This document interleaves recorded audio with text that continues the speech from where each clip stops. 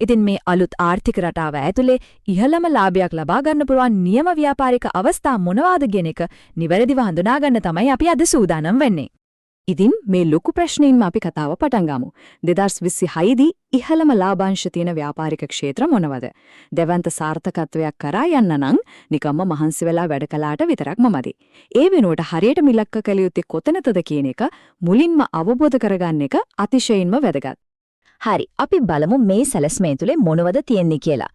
අද මේ විග්‍රහය තුලින් 2026 ආර්ථිකය, අපනයන සහ විදේශ විනිමය, වෙනස් වන සංචාරක කර්මාන්තය, ඩිජිටල් තාක්ෂණය, සෞඛ්‍ය සහ ආහාර වෙළඳපොළ, ඒ වගේම සාර්ථකත්වයට තියෙන කෙටි මඟ මොකක්ද කියන එක අපි පියවරින් පියවර විමසා බලමු. පළමු කාරණේ විදියට 2026 ආර්ථිකය සහ ව්‍යාපාරික පසුබිම ගැන අපි අවධානය යොමු කරමු. සාම්ප්‍රදායික රාමෝකම හිරවෙලා හිටියොත් වෙන්නේ අනාගතේ අපිට මග හැරෙන එක විතරයි. ඒ නිසා ඉහළ ලාභයක් තහවුරු කරගන්න නම් අනිවාර්යයෙන්ම පරණ ක්‍රමවේද වලින් මිදලා අලුතින් මතුවෙන මේ ප්‍රවණතාවලට හැඩගැහෙන්නම වෙනවා.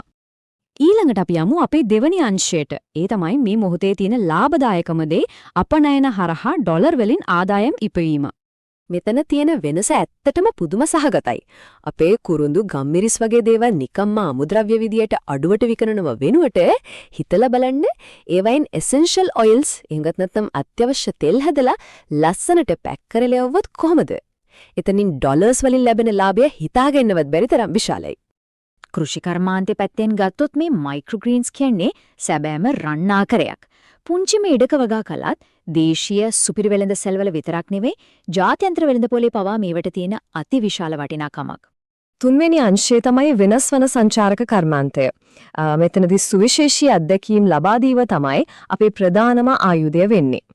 මේකෙදි වඩාත්ම සිත්ගන්නා කාරණය තමයි කෝටි ගණන් වියදම් කරලා ලොකු හොටෙල් හදනවට වඩා සංචාරකයන්ට එයාලටම පදවගෙන යන්න ටුක් ටුක් එකක් කුලියට දෙනවා වගේ අලුත් සරල අදහස් හරහා ඊට වඩා ගොඩක් වේගෙන් ලාභ ලබන්න පුළුවන් වීම.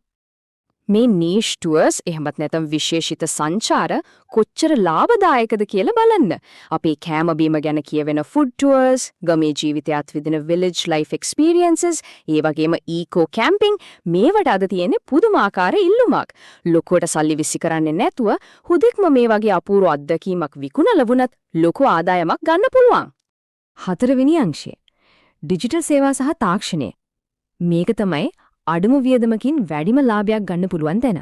භෞතික ගොඩනැගිලි මුකුත් නැතුව ලාභ ලබන්න පුළුවන් ප්‍රධාන මාර්ග තුනක් මෙතන තියෙනවා. සමාජ මාධ්‍ය හරහා ඩිජිටල් අලෙවිකරණය, දේශීය අත්කම්, Shopify හෝ Etsy වගේ වේදිකාව හරහා ලෝකෙටම විකුණන ඊ-වාණිජ්‍ය, ඒ වගේම පොඩි ව්‍යාපාරවලට අවශ්‍ය POS සිස්ටම් වගේ මෘදුකාංග හදන එක මේ දේවල් අනාගතයේ දැවැන්තම ව්‍යාපාර බවට පත්වෙනවා නිසේකයි. පස්වෙනි අංශයේ විදියට අපි බලමු සෞඛ්‍ය සහ ආහාර වෙළඳපොලේ අලුත්ම ඉල්ලුම කොහොමද නිර්මාණය වෙලා තියෙන්නේ කියලා. මේ කාරණේ බොහොම අපූර්වට පැහැදිලි වෙනම ක්ලවුඩ් කිචන් සංකල්පය හරහා. ලොකු කඩකුලි ගෙවන්නේ නැතුව ඒ මුදල කෙලින්ම ලාභය බවට පත් කරගන්න එක තමයි මේකේ තියෙන රහස. ගෙදර ඉඳන්ම සෞඛ්‍ය සම්පන්න කෑම, විශේෂයෙන්ම වීගන් කෑම වගේ දේවල් හදලා Uber Eats, Pick Me හරහා විකුණන එක අද වෙද්දි ඊටාම සාර්ථක ව්‍යාපාරික ආකෘතියක් වෙලා ඉවරයි. මේ කාරණය ඇයි මෙච්චර වැදගත්? දැන් ලෝකෙ පුරාම ප්ලාස්ටික් තහනම් වෙනවනි. ඉතින් ප්ලාස්ටික් වෙනුවට අපේම පන්කොළ, කඩදාසි, කෙසෙල් පට්ටා වගේ දේවල් වලින් ඇසුරුම හදන එක නිකම්ම පරිසරයට ආදරය කිරීමක් විතරක් නෙවෙයි, ඒක දැවැන්ත ලාභ ගෙනෙන ලොකු ව්‍යාපාරික පෙරලියක්. අවසාන වශයෙන් අපේ 6 වෙනි අංශය සාර්ථකත්වයට තියෙන කෙටි මඟ. ඒ කියන්නේ මේ දේවල් ඇත්තටම ක්‍රියාත්මක කරන්නේ කොහොමද කියන සැලැස්ම. ඉතින් මෙතනදී වඩාත්ම තීරණාත්මක කරුණ තමයි මේ පීවර 3. එකපාරටම ලොකු මුදලක් යොදවන්න යන්න එපා. අඩු ප්‍රාග්ධනයකින් ලීන් ස්ටාර්ට්අප් ක්‍රමයට පටන් ගන්න. දෙවෙනි එක Facebook, TikTok වගේ නොමිලේ ලැබෙන තාක්ෂණයෙන් උපරිම ප්‍රයෝජන ගන්න. අනිත් වැදගත්ම දේ තමයි පුළුවන් හැම වෙලාවෙම රුපියල් වෙනුවට ඩොලර් එමත් නැත්නම් විදේශ විනිමය ඉලක්ක කරගෙනම වැඩ කරන එක.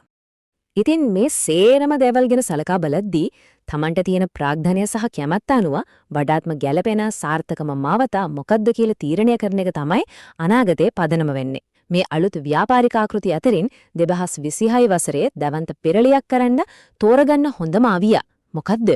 ඒක තීරණය කරන්න හොඳම කාලය දැන් ඇවිත් තියෙනවා.